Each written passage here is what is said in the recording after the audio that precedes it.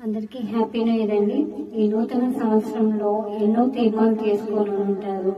అలాగే గడిచిన కాలం అంతా ఇప్పటి వరకు మనల్ని క్షేమంగా ఎంతగానో కాపాడిన దేవాది దేవునికి కృతజ్ఞతాస్తుతులు చెల్లించుకుంటూ మీకు ఒక మాట చెప్పాలని మీ ముందుకి ఇది నేను వచ్చినానండి.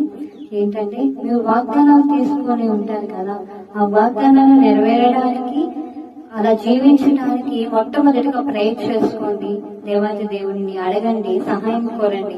ఆ వాగ్దానం నెరవేరడానికి నేను ఎలా జీవించాలి ప్రభువా, అది నెరవేరాలంటే నేనేం చేయాలి ప్రభువా, మీ చిత్తం నాలో నెరవేర్చమని ప్రార్థిస్తున్నానని ప్రార్థించుకోండి. అలాగే ఆయన చిత్తం ఎరగండి.